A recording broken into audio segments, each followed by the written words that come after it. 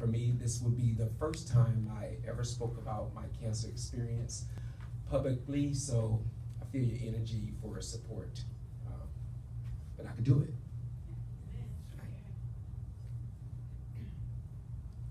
It was April the 17th, 2013 at 2:46 in the afternoon.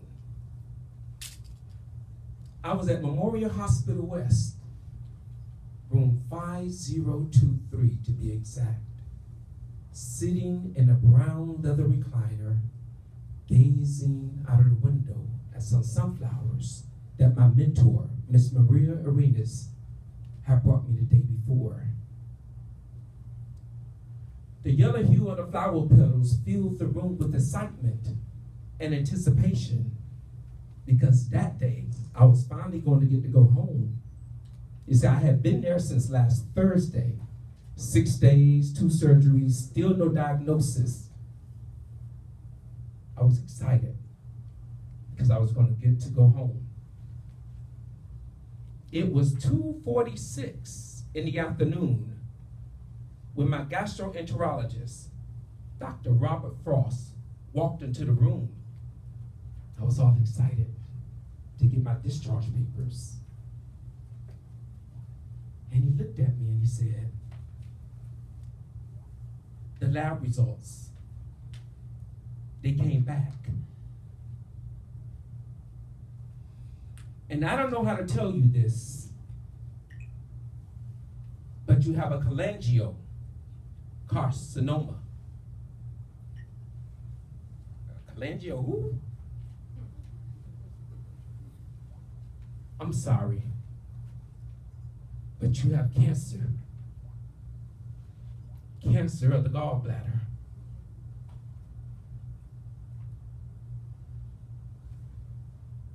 It was 2:46 in the afternoon, and I was excited because I was going to get to go home, and cancer. I had made all of these plans that I was going to do. Cancer. It was 2:46 in the afternoon, and cancer. I didn't know what to think. I didn't know what to do. I was so afraid. After all, I am a father. And who is going to help my children with their homework or their science projects? Who is going to remind my daughter it's floor, not flow? Who is going to remind my son to use as many vivid details when he's writing his essays to keep the reader engaged? Who is going to remind my daughter, don't leave your hair all over the bathroom sink? Who's going to remind my son to take out the garbage? Who's going to remind him to wash dry the dishes before you put them into the cabinets? Or to chew with your mouth closed? Who? Cancer. This can't be. After all, I am Jonathan Spikes. I am the guy with the foundation whose Let's Talk It Out program is in the schools. I am the guy with the I Know What I Am and I'm Not What You Call Me stage play at the Adrian R Center. I am the guy who was in the newspapers, in the magazines, on the radio, on the TV. I was the guy who grew up in Scott Projects, who came from nothing, who worked hard, who sacrificed a lot to finally get my 5 minutes of fame, and my congratulation was, I'm sorry, but you got cancer.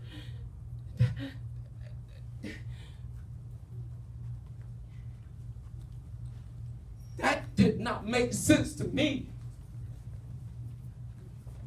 Why is this happening to me? God, why me? Please tell me why. Because see, if you give me a reason why, maybe I can understand it. Maybe I can make it make some sort of sense to me, and then I can accept it and move on with my life. Why? Why is this happening to me? Cancer. Cancer. And as the weeks turned into months, and the chemotherapy and more surgeries, I was a new, strange, different kind of person. I could no longer do the things that I was accustomed to doing, like playing tennis or riding the bike or going out and having a great time with my friends. My appearance, it had changed. Chemotherapy made the dark circles form around my eyes. My hands turned dark, and my hair began to thin. And I was in a constant battle of trying to remain positive, of trying not to be depressed, of trying to keep some hope in what appeared to be a hopeless situation.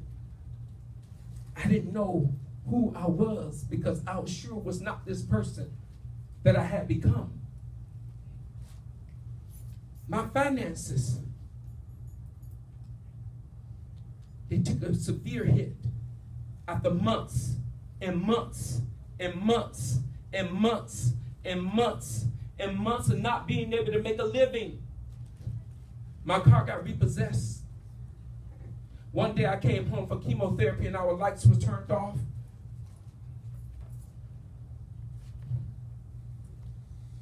There were times when there was no food in the refrigerator. And I couldn't understand it. What did I do to deserve this? 7, 8 months ago, I was up here. Up here. And all of a sudden, I'm all the way down here. I was sitting on the couch, feeling sorry for myself. And my son said the most interesting thing to me. Brett has been detected. He said, "Daddy, I am so glad that your phone don't ring like it used to." But then I'm like, what do you mean by that? You were so busy all the time running around that you did not have time for anything. For some reason, what he said pierced through me, because I realized then that this cancer thing, although it was doing all of these things for me, what my son said to me was very profound. You see, because I was running around all over the place chasing after success, forgetting about the things that really mattered. Time with my kids, time with my family, time with my loved ones. I was so busy running around, being in the right place with the right people, that I forgot about spending time alone, spending time in silence, appreciating all things.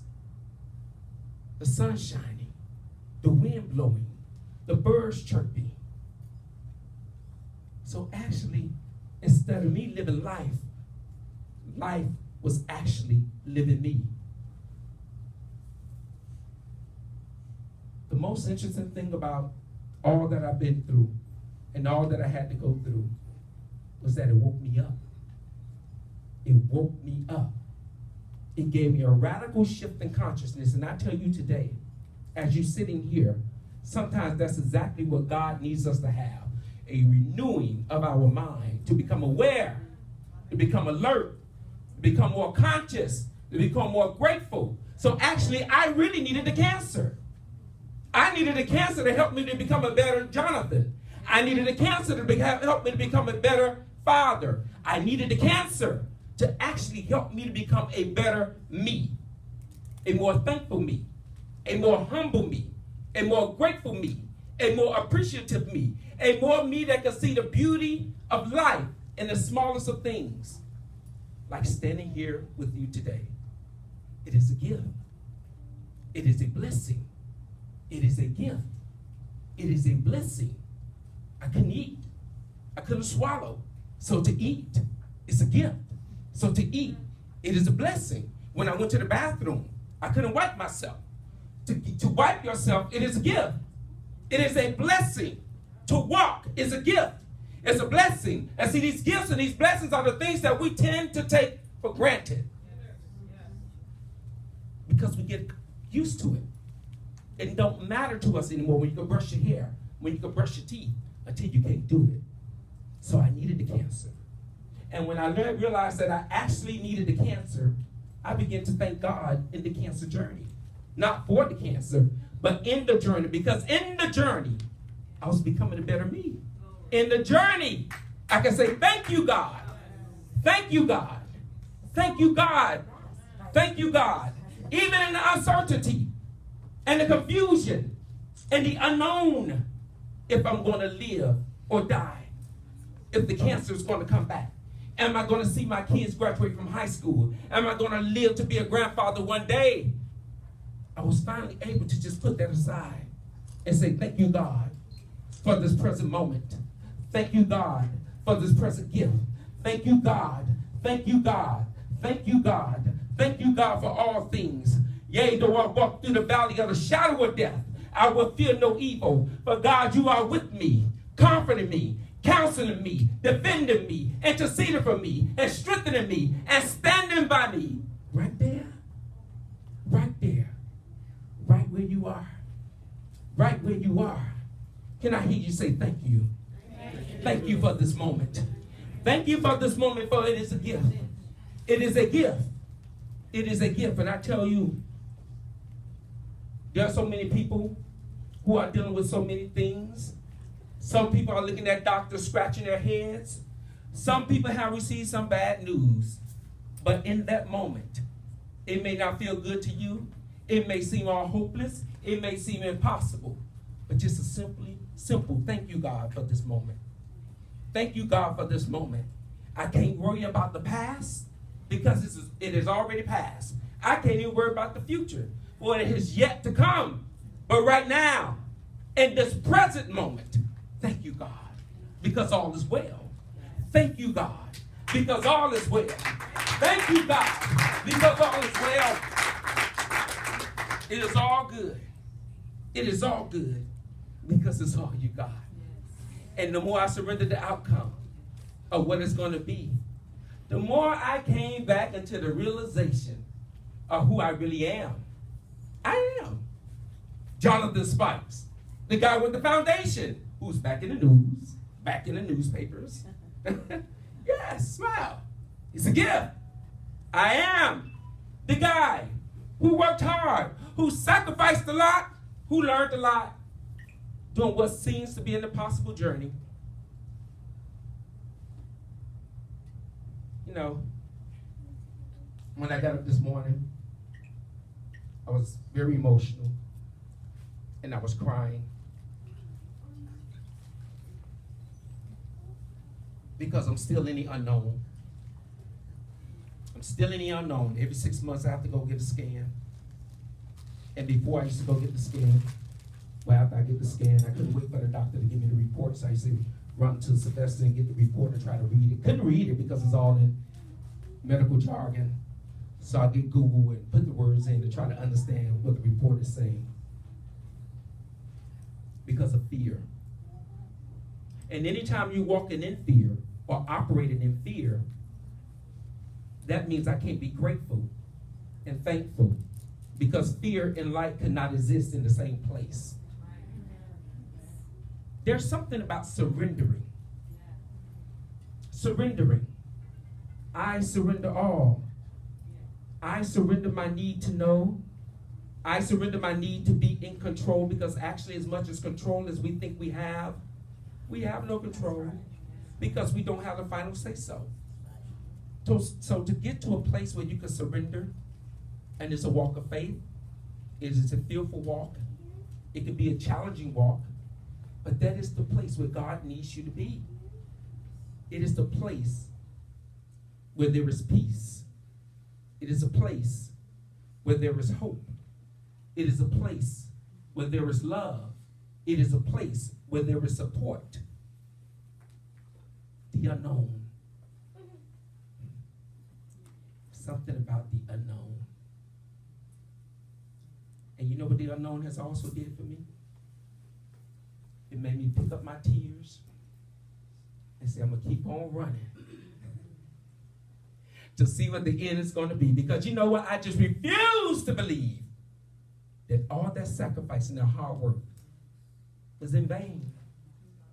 Your tears, they have purpose. Your pain, it has purpose. So I thank you, God.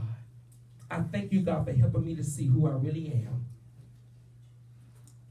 And in this, I end with letting you know it's all good because it's all God. Thank you, cancer.